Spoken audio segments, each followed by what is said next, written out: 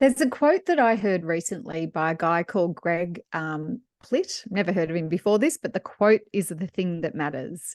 When every action has a purpose, every action has a result. And I love that quote because it really gets me thinking around the kinds of actions we take in business, and what we're doing every day in order to be able to have an outcome or a result. And how do we identify what matters the most?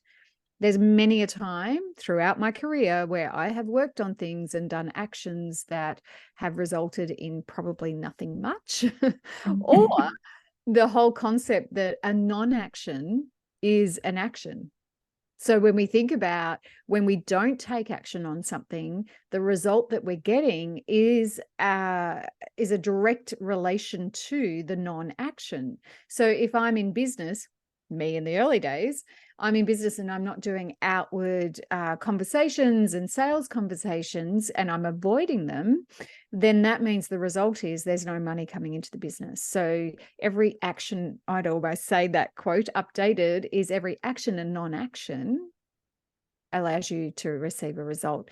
So it just got me thinking around, what is it that we've learned over the years that we help our clients with, that we see works out there, in order to be able to work out what actions do I need to focus on? Where should I be paying attention? And how do I do action with purpose so that it actually gets the result that I want? So I'm going to throw open the discussion and over to you, Nikki. What comes to mind when I talk about that kind of world of actions with purpose getting results? Yes, thank you, Ness. Such an important topic. I also remember early days of my business. Joe Pane, one of our mentors, he shared this concept of action and non-action, and it was such a game changer because we have to take accountability and responsibility, not just for the action, as you said, but the non-actions as well. And the other thing that I think, that really helped then over the years, get very clear on this action with purpose. Because we know that everybody listening, you're working hard, like you're out there, you're doing the do, you're passionate, you want your business to succeed, and it is succeeding, and you're curious about that next level of growth.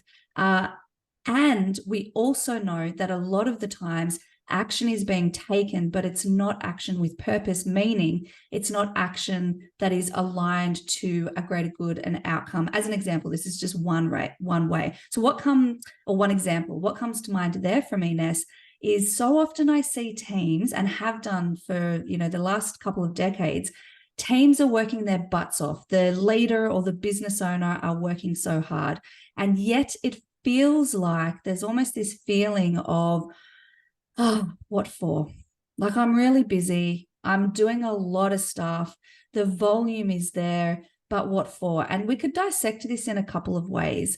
You might even have business goals. You might have business goals in place and you still have this feeling. So you've got to really, I like that we're going through this in a bit more detail, Ness, because I think there's a couple of aspects as a business owner or leader that is listening.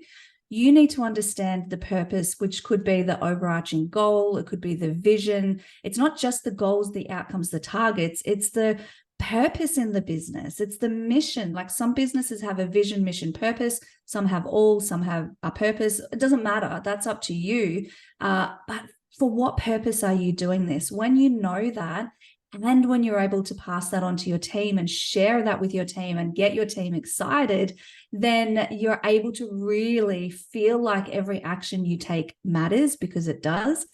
And you can see the picture as to why.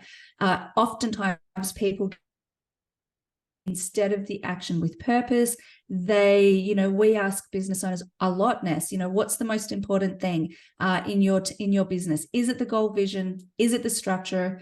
Is it the people, or is it the implementation? And so often, of course, which is great to hear, the answer we get is people. But what these business owners and leaders don't realize is you have to have all of those 4 areas in place in order to take care of and engage your people. Do you find the same thing, in the conversations? Not just, of course, in this business, we've found the same thing, but this is something that you and I both have really focused on, at least for the last 10 years, and probably unconsciously before.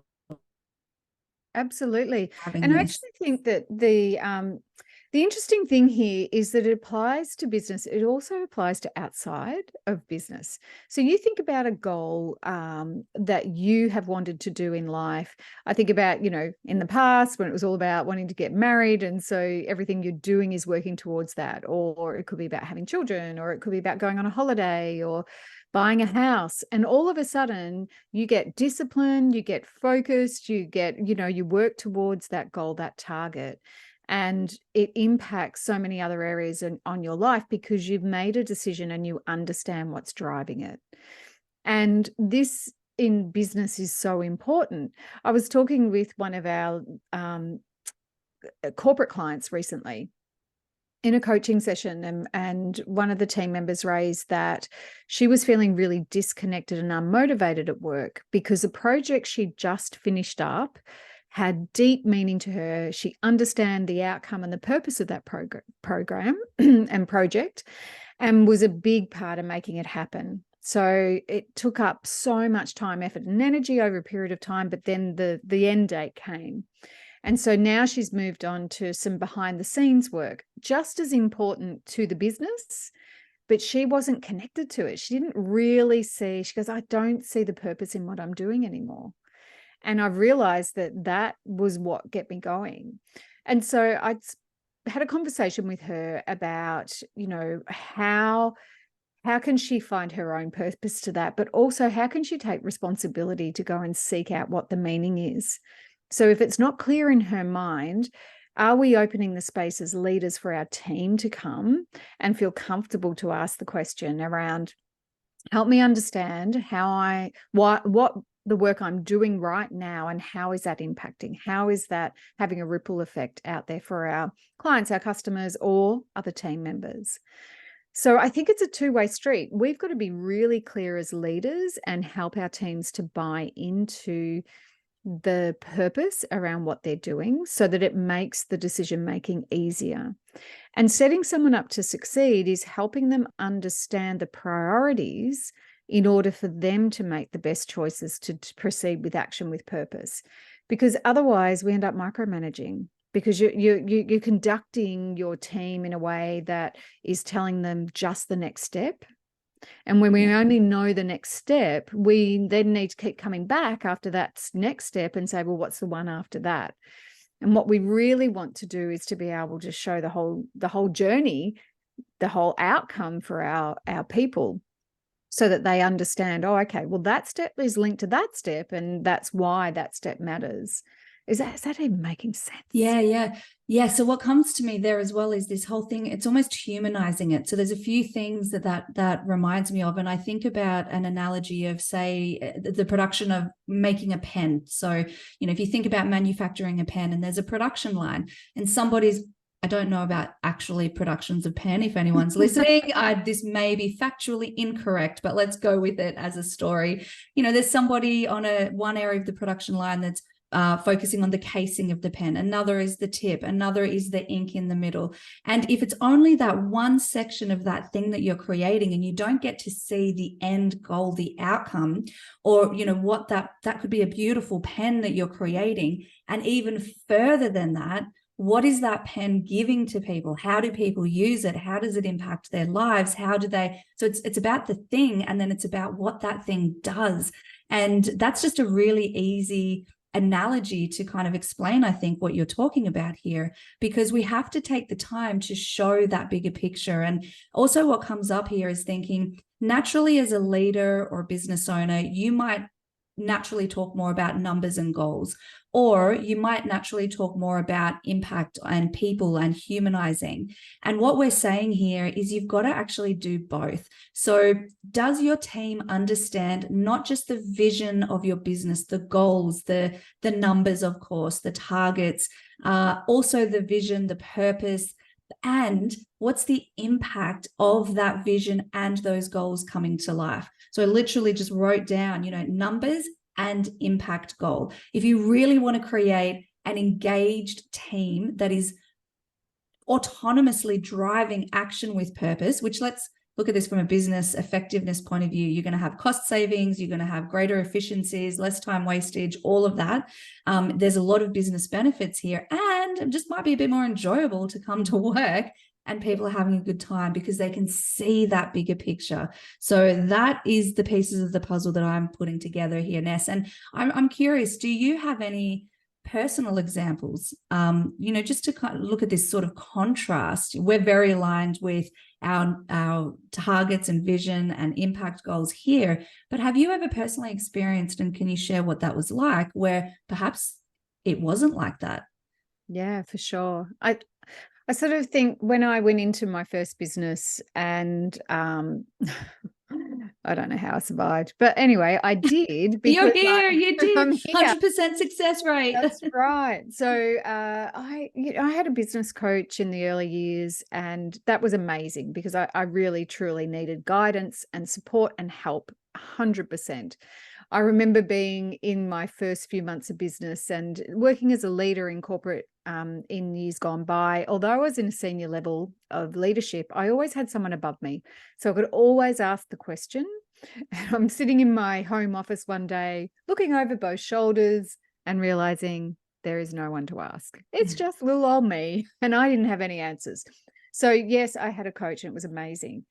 However, what I discovered was I was letting somebody else determine the outcomes and the purpose of what work I was focusing on. So the action with purpose that I was doing was about satisfying what somebody else was suggesting around how I should be doing business. And when I reflect on that, how that played out was, if something didn't align with me, and when I say align with me, it's that gut instinct or, that feeling you get that's ick, that's not quite right, I would push forward and do it because that's what I should be doing and that's what I've agreed to do. But the reality was, because it didn't feel purposeful, like I couldn't quite either buy into the vision that was provided to me that I said I wanted, or I didn't understand how the activities I was doing was going to get me an outcome that I wanted. And so if I pushed ahead, what I found is, one, I'd probably avoid it like the plague. It'd be the kind of thing that just goes on the bottom of the to-do list all the time. And then I feel really bad because the next time I catch up with my coach, I'm going, oh, I haven't done anything. Or I'd give it a go, but I'd be kind of half-assed. And then what would end up happening would be I would feel like I failed at it and I'd beat myself up and blah, blah, blah, blah. Downward spiral we go. So what I'm realizing as time goes on, particularly in our business, Nick, because we are so focused and clear on our purpose inside and outside of work. We're very clear on what our boundaries are in business. We are super clear on how we help people and who we want to work with. And so now when we work with our business mentor and there's suggestions given, which is what we seek in business when we're wanting to get different results, I don't know about you, but I'm much more trusting of my gut instinct to say, happy to give it a go if I can see the purpose and if it aligns to what we want to create in our business and the clients we want to work with. And I know we've had these conversations where we've even agreed to hit, particular targets, for example, and then I just find this resistance coming up. So come back together with you and having the conversation helps me to either reconnect it to purpose because I've lost my vision a bit, or it's something that you and I both end up agreeing on, well, let's pause that or park that because it's not feeling like it's aligning. So the action we're taking is not clear on how it's going to get us the result that we want to get. Yes, it'll get a result, but is it actually the result that we want? Because there are so many other things that could go in its place. And I think that, the reason why we're so clear is the work we've done to get clear, but also the way that we plan our weeks and, how we go about structuring what we focus on. Because we're constantly coming back every single Monday or Friday, depending on when we do our top 5 to thrive. When we look at the week ahead, we are doing activities that move us closer to the goal. And that's what we teach our clients. It's the one thing this week in relation to that goal that's going to get you just one step further. So I do feel like not only am I aligned because I'm clear on the vision, because we set the vision, the alignment continues day in, day out because of the structure that we put in place to ensure that we're remembering those goals. Because it's very easy to set some goals and a vision in your business and then just get stuck into the weeds of doing that you have lost sight. And that's where the mouse wheel stuff happens. You just feel like you're going around and round and round and round, but you're actually not getting anywhere. And I hate those days. I used to have them in corporate. Like I would tick a whole heap of stuff off my to-do list, but it made no major impact on people or the outcome. And I think that that is key for us as owners or leaders to be clear on that and have a structure that helps us bring it back, because then it becomes in the choices we make every day, we're either working towards or moving away from that goal.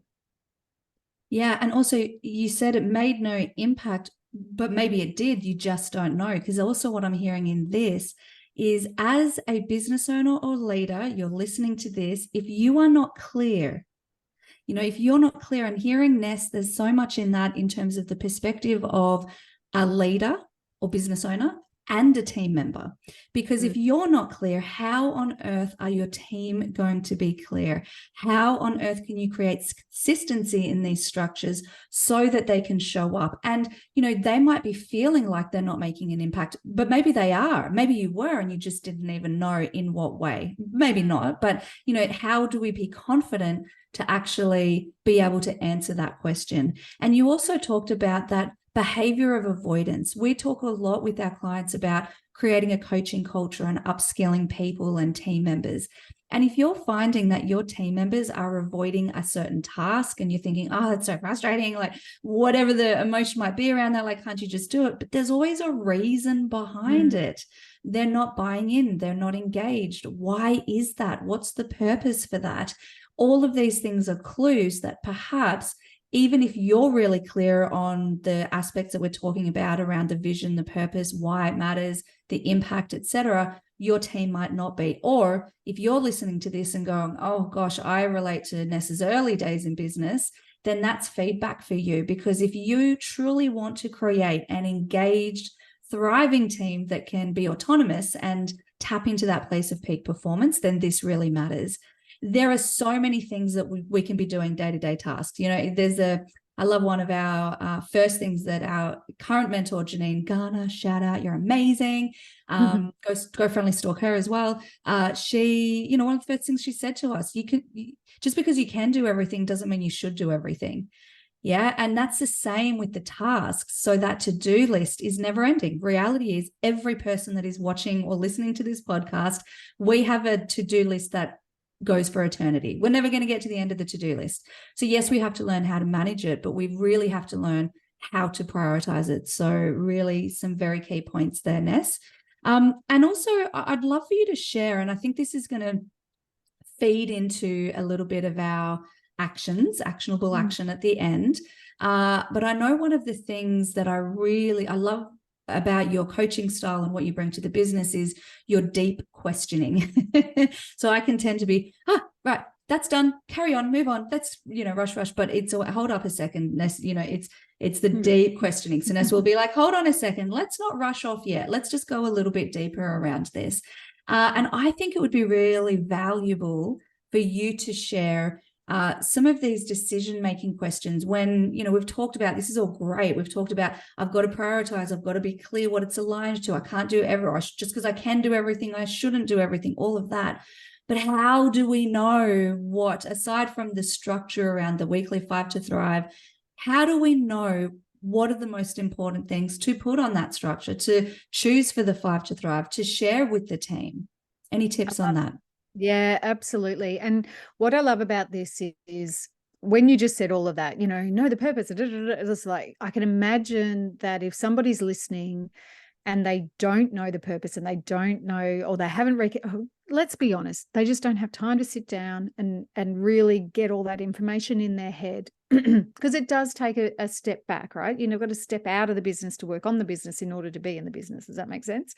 Yeah. So what I find around some great decision-making questions that you can ask yourself in the moment. So the moment of sitting there, looking at your to-do list that has so many different priorities on it, and you're in procrastination mode, overwhelm mode, I need to get on and do something mode, but I don't know what matters right now.